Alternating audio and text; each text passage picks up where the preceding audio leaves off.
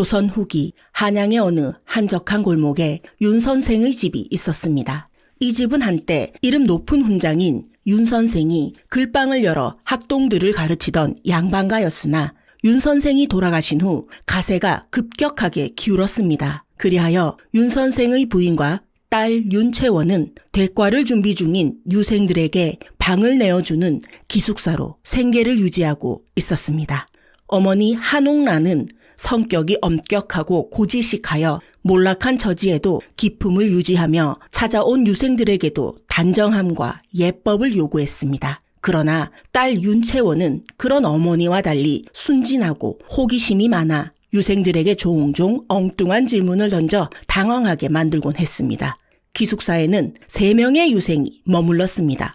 첫 번째 유생 강도윤은 준수한 외모와 뛰어난 학식을 갖추었으나 너무 고지식하고 엄격해 살아있는 공자라고 불렸습니다. 두 번째 유생 송진호는 공부보다 풍류를 더 좋아하며 기방 출입이 잦았고, 세 번째 유생 박현수는 낙천적이고 자유분방한 성격으로 언제나 이곳저곳을 돌아다니며 재미있는 소문을 몰고 다녔습니다. 사실 채원에게는 남모르는 비밀이 있었습니다. 그녀는 어머니 몰래 청나라의 춘화집을 모작하여 조선식으로 변형한 춘화를 그려 생계에 보탬을 주고 있었습니다. 그녀의 춘화집은 청나라풍과 달리 조선식 복식과 배경이 섬세하게 표현되어 인기가 많았으나 값비싼 안료를 써야 했기에 형편상 많이 제작할 수가 없었습니다. 하지만 채원의 춘화집은 인기가 많아 그 값이 제법 나가는 축이었습니다. 이렇듯 유쾌하면서도 은밀한 일상을 보내며 윤신의 기숙사는 하루하루를 이어나가고 있었습니다. 어느 늦은 밤 몰래 놀다가 돌아오는 송진호와 박현수를 본 강도윤은 나직하게 그들을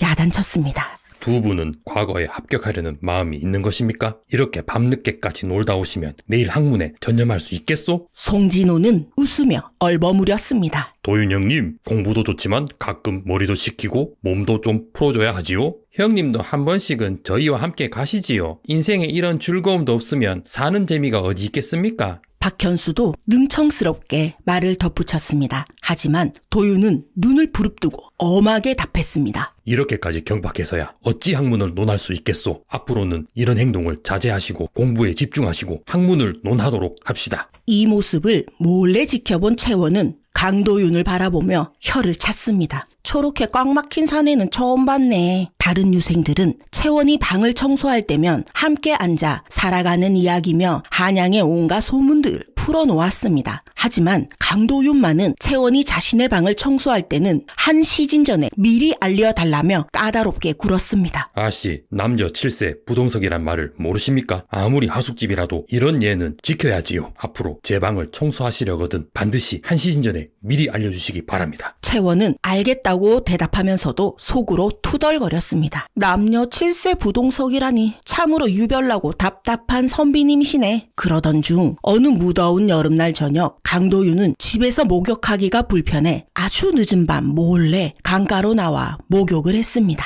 그런데 마침 어머니가 잠든 틈에 그림에 필요한 안료와 종이를 사오던 채원이 도윤의 목욕하는 모습을 목격하게 되었습니다. 그날따라 보름달이 훤하게 강가를 비추고 있어 모든 것이 선명하게 보였습니다. 그런데 도윤의 다리 사이에서 뭔가 큰 뼈와 같은 것이 우뚝 솟은 것을 보고 채원은 호기심에 저도 모르게 도윤이 있는 쪽으로 다가갔습니다. 도련님, 이곳에 낮에는 안 보이던 뼈가 튀어나와 있네요. 에구머니나, 게다가 퉁퉁 부으셨어요. 목욕을 하시다 이 뼈를 다치셨나요? 채원이 순진한 눈빛으로 물으니 도윤은 당황해 급히 등을 돌리며 얼굴을 붉혔습니다.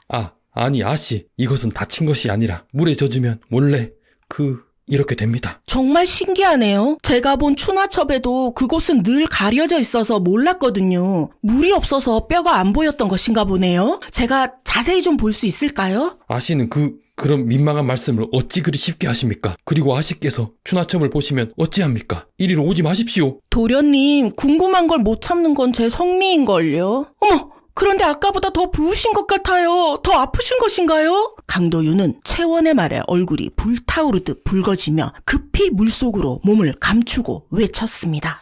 아무튼 지금은 물이 차가워서 그렇습니다. 아씨는 어서 집으로 돌아가십시오. 밤이 늦었습니다. 채원은 고개를 갸웃하며 돌아섰습니다. 이상한 도련님이셔. 날씨가 이리도 더워 강에 목욕을 하러 오신 분이 물이 뭐 그리 차다고 저러실까? 도윤은 얼굴이 붉어져 물속에서 고개를 푹 숙이고 말았습니다. 다음 날 채원은 도윤 선비에게 한 시즌 후 방 청소를 한다는 쪽지를 넣고 옆집으로 놀러 갔습니다. 옆집 하인 똑순이는 동네 남정네들을 꿰어내는데 이름난 처자였습니다. 똑순아, 어떤 남정네가 그곳이 물에 젖으면 뼈가 커지고 퉁퉁 부어오른다는데 정말 그러하냐? 똑순이는 흥미롭게 되물었습니다. 아씨, 얼마나 부었던가요? 채원은 대충 그 크기를 설명했습니다. 그러자 똑순이는 눈을 반짝이며 말했습니다. 아이고 아씨, 그 남정네는 꼭 붙잡고 혼인하셔야 해요. 평생 후회하지 않으실 거예요. 채원은 영문을 모르겠다는 듯 똑순이를 바라보았습니다. 그날 오후 채원은 미리 언지를 넣은 시간에 도윤의 방을 청소하기 위해 방문을 벌컥 열었습니다. 채원이 미리 쪽지를 넣어두었으나 어젯밤 황당한 일로 얼이 빠진 도윤은 그 쪽지를 제대로 확인하지 못하고 여전히 방 안에 머물렀습니다. 채원을 본 순간 전날 밤의 민망한 상황이 떠올라 도윤은 얼굴이 새빨개지며 헐레벌떡 방 밖으로 뛰쳐나갔습니다. 채원은 어이없다는 표정으로 도윤을 쳐다보다가 이내 방 청소를 시작했습니다. 그런데 방 안을 정리하던 중 우연히 이불 틈에서 책이 삐져나와 있는 것을 발견한 채원은 호기심에 그것을 꺼내보았습니다. 그런데 그 책을 본 채원이 깜짝 놀라고 말았습니다. 그것은 다름 아닌 자신이 모작으로 그린 추나첩인 춘몽화첩이었습니다. 세상에, 이 공자님보다 더 엄격하신 도련님이 이런 걸 보시다니. 채원은 장난기 가득한 미소를 지으며 책을 슬쩍 품 안에 넣었습니다. 이제 도련님의 약점은 확실히 제 손에 들어왔네요. 앞으로 그토록 궁금했던 남정네의 신체에 대해서 제대로 공부할 수 있겠습니다요. 호호호. 채원은 흐뭇한 미소를 지으며 방을 나왔습니다. 그날 저녁 무렵 채원은 간식을 드리는 척하며 도윤의 방을 찾아가 말했습니다. 도련님, 낮에 도련님 방을 청소하던 중에 아주 재미있는 것을 봤어요. 도련님께서 춘몽화첩을 몰래 보시고 계시더군요. 도윤은 깜짝 놀라며 어쩔 줄 몰라 얼굴이 새빨개졌습니다. 그게 무슨 말이요? 춘몽화첩이 당최 뭐란 말이요? 나는 그런 책 이름은 처음 들어보오. 채원이 씩 웃으며 품에서 도윤의 책을 꺼냈습니다. 여기 증좌가 있습니다, 도련님.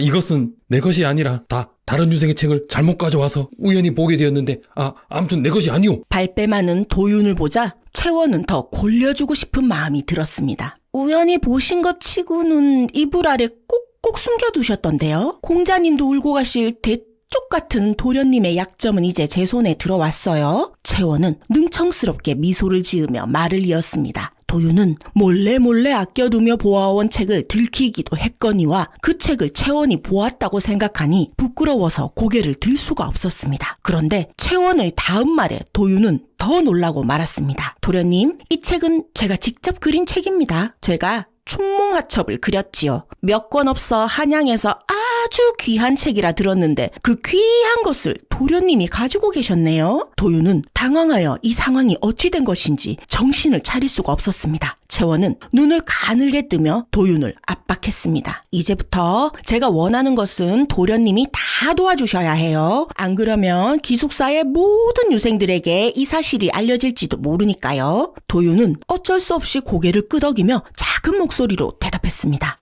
알겠습니다, 아씨. 대신 비밀은 꼭 지켜주시오. 도윤의 등에서 식은땀이 주르륵 흘렀습니다. 다음 날 밤 채원은 도윤에게 몰래 만나자는 쪽지를 보냈습니다. 강가의 오래된 물레방앗간에서 도윤을 기다리고 있던 채원은 그를 보자마자 진지한 표정으로 부탁했습니다. 도련님, 그동안 제 화첩은 청나라의 것을 모작한 것이라 제대로 된 그림이라 할 수 없었지요. 이제는 제대로 된 그림을 그리고 싶었는데 도련님께서 도와주셔야겠습니다.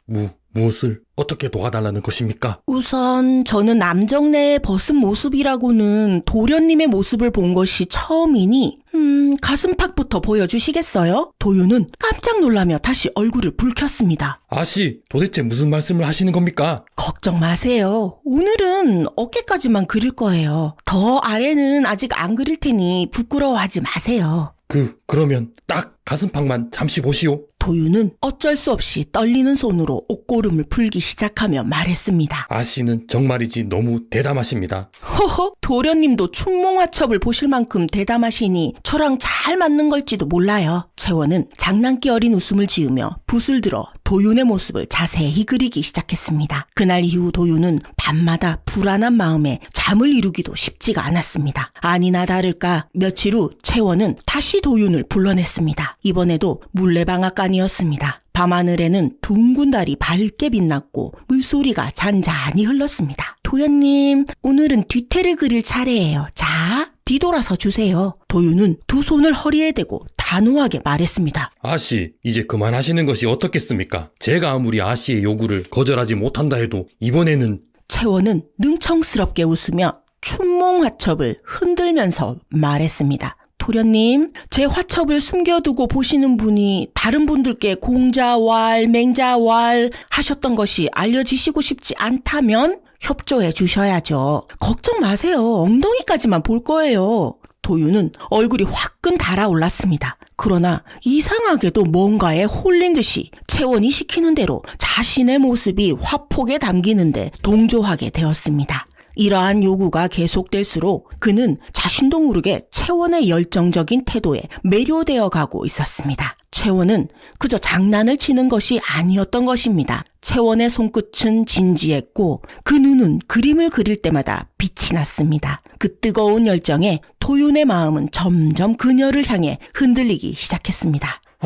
알겠습니다. 하지만 정말 엉덩이까지만입니다. 그렇게 도윤은 한숨을 쉬며 천천히 뒤돌았습니다. 채원은 붓을 들고 그의 넓은 어깨선을 따라 눈을 움직이며 진지하게 스케치를 하기 시작했습니다. 그날 밤 방으로 돌아온 도윤은 자리에 누웠지만 도통 잠이 오지 않았습니다. 채원의 손끝, 그녀의 반짝이는 눈빛, 그리고 가까이서 들려오는 가벼운 숨소리까지 머릿속에서 지워지지가 않았습니다. 이런, 어찌된 일인가? 나는 지금 그녀를 신경 쓰고 있는 것이 분명하다. 그날 이후 도윤은 혼자 소가리를 하기 시작했습니다. 그녀의 주변을 빙빙 돌며 이유 없이 눈길을 주고 그녀가 다른 유생들과 웃으며 이야기를 나누는 모습에 괜스레 화가 나기 시작했습니다. 하지만 그 감정이 무엇인지 인정하기에는 아직 도윤은 너무도 고지식한 선비였습니다. 며칠 후 채원은 다시 도윤을 불러냈습니다. 이번에도 물레방앗간이었습니다. 그런데 이번에는 도윤이 먼저 와서 채원을 기다리고 있었습니다.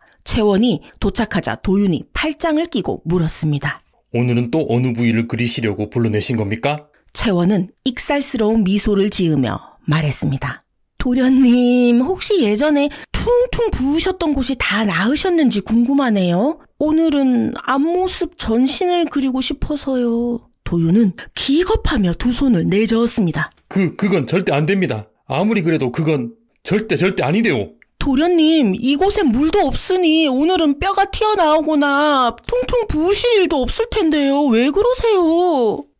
그런 문제가 아니고. 둘은 한참을 티격태격하다 결국 채원이 어쩔 수 없다는 듯이 말했습니다. 좋아요, 좋습니다. 그러면 그곳은 가리시고 나머지 전신을 그리는 것으로 합시다. 도윤은 한숨을 푹 쉬며 결국 고개를 끄덕였습니다. 채원은 붓을 들고 도윤을 바라보았습니다. 어깨에서부터 넓은 가슴, 단단한 팔과 곧은 다리까지 달빛 아래 비치는 남성의 몸이 이렇게 아름다운 줄은 미처 몰랐습니다. 그녀는 무심코 중얼거렸습니다. 생각보다 너무 아름다워요.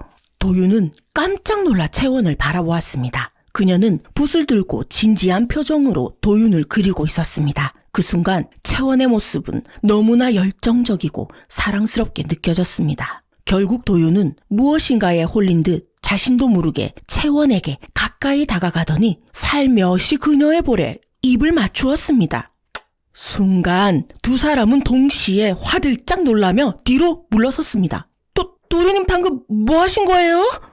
아씨가 너무 진지하게 아름답다고 하셔서 저도 모르게. 도윤은 얼굴이 시뻘겋게 달아올라 어찌할 바를 몰라 했습니다. 채원 역시 얼굴이 발그레해지며 손으로 볼을 감쌌습니다. 물레방앗간에는 어색한 침묵이 흘렀습니다. 그리고 두 사람의 심장은 어느 때보다 빠르게 뛰고 있었습니다. 그때 채원의 시선이 도윤의 몸 아래쪽으로 내려갔습니다. 도련님, 어찌된 일입니까? 물에 닿지도 않았는데 그곳이 또... 채원은 걱정하는 눈빛으로 어찌할 줄 몰라 하는 표정을 지었습니다. 도윤은 속으로는 엄청 당황했지만 이내 한숨을 쉬며 손으로 얼른 가리고 말했습니다. 아씨, 이곳은 물에 닿지 않아도 사모하는 여인이 있으면 그럴 수도 있는 법입니다. 채원은 그 말을 듣고 더욱 혼란스러워졌습니다. 사모하는 여인이라뇨? 그러나 도윤은 더 이상 아무 말도 하지 않은 채 황급히 옷을 입고 물레방앗간을 뛰쳐나갔습니다. 남겨진 채원은 그가 남긴 의미심장한 말을 곱씹으며 얼굴을 붉히고 있었습니다. 그날 이후로 두 사람은 만나기만 하면 얼굴을 붉히고 서로를 피하기에 바빴습니다. 마주치기만 하면 괜히 시선을 돌리고 말도 짧게 주고받았습니다. 채원은 자신이 왜 이러는지도 모르겠고 도윤 역시 왜 자꾸 채원만이 신경 쓰이는지 혼란스러웠습니다. 그렇게 두 사람 사이에는 묘한 긴장감이 감돌기 시작했습니다. 도윤의 도움으로 생생한 그림을 자랑하던 새로운 춘몽 화첩은 부르는 게 값이 되어 모두 팔려나갔습니다. 채원은 그동안 바느질과 책 필사 등으로 모은 돈이라며 그 돈을 모두 어머니께 기숙사 운영비로 드렸습니다. 마당에서 모녀가 다정히 이야기를 나누는 모습을 우연히 본 도윤은 그들의 대화를 엿듣게 되었습니다. 어머니, 이 돈을 드릴게요. 이 돈이면 기숙사를 운영하는데 제법 보탬이 되실 거예요. 어머니는 채원의 손을 따뜻하게 잡으며 말했습니다. 채원아, 이제 너도 홍기가 찼으니 이 돈은 내 혼인자금으로 쓰는 것이 좋겠구나. 채원은 어머니의 갑작스러운 혼인 이야기에 눈을 동그랗게 떴습니다. 혼인이요? 어머니는 깊은 한숨을 내쉬며 말을 이었습니다. 사실 내 아버지가 생전에 사위 삼고 싶어하던 옆마을 도령이 있었다. 그 집에서도 네 아버지의 인품을 높이 샀기에 며칠 전에 너에게 혼담을 넣었단다. 우리 형편이 넉넉치 않아 고민하고 있었는데 이리 큰 돈이 들어올지 몰랐구나. 채원은 얼떨떨한 표정으로 입을 열지 못했습니다. 너도 이제 가정을 이루고 좋은 사람과 함께 살아야지. 아들, 딸 낳고 잘 살아주는 것이 나에게는 최고의 효도란다. 채원은 한참을 생각하다가 조용히 되물었습니다. 어머니, 제가 혼인만 하면 어머니는 더 이상 아무 걱정이 없으신 건가요? 어머니는 고개를 끄덕이며 미소를 지었습니다. 그래, 너만 행복하게 잘 살면 내 바랄 것이 없다. 그 순간 모든 이야기를 엿듣고 있던 도윤은 가슴이 철렁 내려앉았습니다. 채원아 씨가 혼인을 한다고? 그제야 도윤은 자신이 채원을 마음에 가득 품고 있었음을 깨달았습니다. 지금까지 채원과 함께한 모든 순간들이 머릿속을 스쳐 지나갔습니다. 그녀의 장난기 어린 웃음, 진지하게 그림을 그리던 모습, 자신을 놀리는지도 모르던 순진한 얼굴까지 도윤은 아찔한 기분으로 그 자리를 떠났습니다. 하지만 마음 한구석이 텅 비어버린 것처럼 답답하기만 했습니다. 그날 밤 도윤은 잠을 이루지 못한 채 창밖을 바라보았습니다. 그때 문틈으로 작은 쪽지가 밀려 들어왔습니다. 물레방앗간에서 봅시다. 채원. 도윤은 가슴이 뛰는 것을 애써 누르며 한달음에 달려갔습니다. 채원은 그곳에서 어머니가 자신에게 혼인을 하라고 하셨다며 도윤에게 고민을 털어놓았습니다. 그러자 도윤은 말도 안 되는 핑계를 대며 혼인을 반대하기 시작했습니다. 그 도령이 혹시 코를 골지 않을지 어찌하십니까? 아씨가 밤마다 잠을 못 이루면 어쩌려고 하십니까? 채원은 어이없다는 듯이 웃으며 말했습니다. 그건 같이 살아보기 전엔 모르는 일이죠, 도련님. 혹시 그자가 책을 읽지 않는다면 아씨는 유식한 사람을 좋아하시지 않습니까? 책은 제가 읽으면 되지요. 그리고 혹시 너무 잘생기면 안 됩니다. 너무 잘생기면 바람기가 있을지도 모르니까요. 채원은 피식 웃으며 도윤의 눈을 바라보았습니다. 그럼 도련님처럼 잘생긴 남정네는 다 바람을 피나요? 도윤은 그만 얼굴이 새빨개져 버렸습니다. 그리고 저도 모르게 감정을 참지 못하고 고백을 해버렸습니다. 그 사람이 누구든 저는 싫습니다. 저는 아씨가 다른 사람과 혼인하는 것이 싫습니다. 채원은 기다렸다는 듯이 갑자기 도윤의 볼에 입을 맞추며 속삭였습니다. 어머니께서는 제가 결혼만 하면 된다고 하셨어요. 도련님, 저와 혼인해 주시겠어요? 도윤은 채원의 갑작스러운 청혼에 얼떨떨했지만 어느새 자신의 입에서는 승낙의 말이 나왔습니다. 그날 밤 물레방앗간에서는 더 이상 화첩의 그림이 아닌 뜨거운 감정과 욕망이 뒤섞인 남녀의 역사가 그려졌습니다. 서로의 떨리는 숨결이 얽혀들었고 한없이 깊어진 밤이 불타올랐습니다. 다음 날 도윤은 안동 본가로 향했습니다. 집에 도착하자마자 바로 혼인을 해야겠다고 말씀드렸습니다. 도윤의 부모님은 황당하여 말을 잇지 못하고 멍하니 서로를 바라볼 뿐이었습니다. 아버님, 어머님, 저는 채원아 씨와 혼인을 하겠습니다. 도윤의 말에 아버지는 눈살을 찌푸리며 말했습니다. 대과에 급제한 후에 혼인하는 것이 맞지 않느냐? 가문의 명예를 생각해야 하지 않겠느냐? 그러자 도윤은 단호하게 말했습니다. 아버님, 대과에 통과하기 전에 밤마다 채원아 씨 생각으로 공부가 되지 않습니다. 요 몇 달간 학문의 발전이 없었습니다. 만약 대과에 통과하기를 바라신다면 혼인을 승낙해 주셔야 합니다. 어머니는 걱정스럽게 물었습니다. 정녕 그 여인이 아니면 안 되겠느냐? 도윤은 깊이 고개를 끄덕였습니다. 예, 어머니. 제 마음속에는 채원아 씨뿐입니다. 도윤의 부모님은 결국 아들의 고집에 혼인을 허락하였고 도윤은 승낙을 받자마자 득달같이 채원이 있는 한양으로 향했습니다. 기숙사에 도착한 도윤은 지친 몸을 이끌고 채원의 어머니 앞에 정중히 고개를 숙였습니다. 어머님, 부모님과도 상의하였으니 저와 채원아 씨를 혼인하게 해주십시오. 채원의 어머니는 놀랍고 또 난감하여 채원을 바라보고 물었습니다. 채원아, 내게 들어온 혼담이 있는데 정말 도윤도련과 혼인하겠느냐? 채원은 단호하게 고개를 끄덕였습니다. 어머님께선 제가 혼인만 하면 효를 다하는 것이라 하셨지요? 저는 혼인을 꼭 해야 한다면 그 선비님 대신 도윤도련님과 혼인하고 싶습니다. 어머니는 한숨을 내쉬며 웃었습니다. 그래. 너희 둘이 원한다면 내가 어찌 반대하겠느냐. 허락하마. 도윤과 채원은 서로를 바라보며 환하게 미소를 지었습니다. 도윤은 모두의 만류에도 불구하고 보름 안에 혼인을 해야 과거 공부에 전념할 수 있다고 혼인을 밀어붙였고 양가의 어른들은 고개를 절레절레 흔들며 도윤의 말을 들어줄 수밖에 없었습니다. 둘의 혼인식 날 송진호와 박현수는 마당 한쪽에서 술잔을 기울이며 신랑 신부를 바라보았습니다. 신부의 얼굴에는 장난기 어린 미소가 가득했고 신랑은 이마에 땀이 송골송골 맺혀 있었습니다. 송진호가 피식 웃으며 말했습니다. 아니, 우리가 알던 그 공자님 맞나? 저분이 바로 남녀 7세 부동석이라며 채원아 씨의 방청소도 미리 알려주라던 그 공자님? 현수도 혀를 차며 고개를 저었습니다. 참 인생 모를 일이야. 이렇게 도덕과 규범을 중시하는 분이 우리보다 먼저 장가를 가다니 그것도 저렇게 환한 얼굴로 말이야. 송진호가 술잔을 들어올리며 장난스럽게 말했습니다. 그러게 우리가 매일 한양을 돌아다니며 바람을 쐬고 세상을 배운다고 떠들었지만 결국 먼저 사랑을 배운 건 도윤도령이었어. 두 사람은 쓰는 숨을 짓다가 이내 서로를 바라보며 껄껄 웃었습니다. 그렇게 화첩을 통해 남녀 간의 정을 제대로 배운 두 사람은 날이면 날마다 신혼의 고소한 냄새를 풍겼습니다. 어느 날 밤 깨가 쏟아지는 신혼방 안에서 채원이 장난스럽게 도윤의 품에 안기며 말했습니다. 서방님, 오늘은 공부를 하셔야 하니 그냥 주무셔야겠지요? 도윤은 채원의 허리를 감싸며 피식 웃었습니다. 그럴 리가요. 부인을 안고 나면 오히려 공부가 더 잘 된다는 사실을 깨달았습니다. 채원은 눈을 동그랗게 뜨며 짓궂게 웃었습니다. 그래요? 그럼 장원급제하시려면 저를 더 자주 안으셔야겠군요? 도윤은 한숨을 쉬는 척하며 채원의 뺨에 얼굴을 맞대고 속삭였습니다.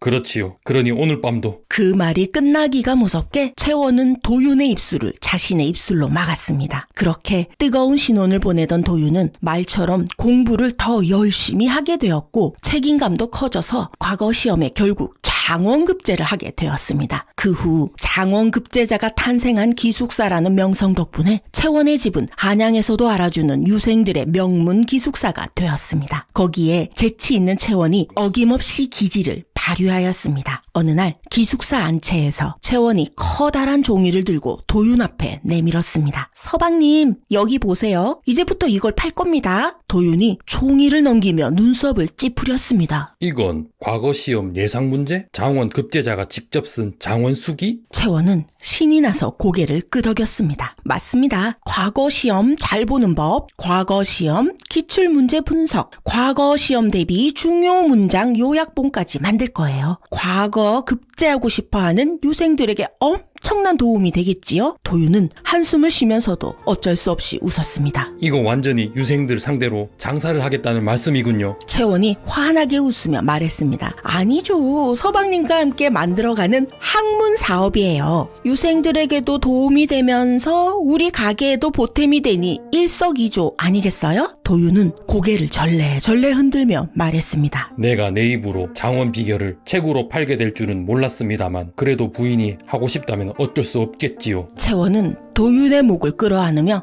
장난스럽게 속삭였습니다. 네, 서방님. 전부터 알고 있었어요. 서방님은 결국 제 말대로 다 해주신다는 걸. 도윤은 채원의 이마에 살며시 입을 맞추고 작게 중얼거렸습니다. 이렇게 귀여운 부인을 내 어찌 거절할 수 있겠소. 그렇게 두 사람은 신혼의 단꿈을 꾸며 장원급제자의 명성과 채원의 기발한 사업 감각으로 더욱 풍요로운 나날을 보냈습니다. 이 이야기는 사랑과 배움 그리고 삶을 대하는 태도에 대한 생각을 하게 해줍니다. 진정한 사랑은 상대를 성장시키고 배움은 책 속에만 있지 않으며 인생은 너무 심각하게만 살 필요가 없다는 것을 알려줍니다. 사랑하는 사람과 함께 웃고 함께 배우며 함께 성장하는 것이야말로 인생의 가장 큰 기쁨이 아닐까요? 지금까지 긴 영상 봐주셔서 감사드립니다. 여러분의 구독과 좋아요는 영상을 제작하는 데 큰 힘이 됩니다.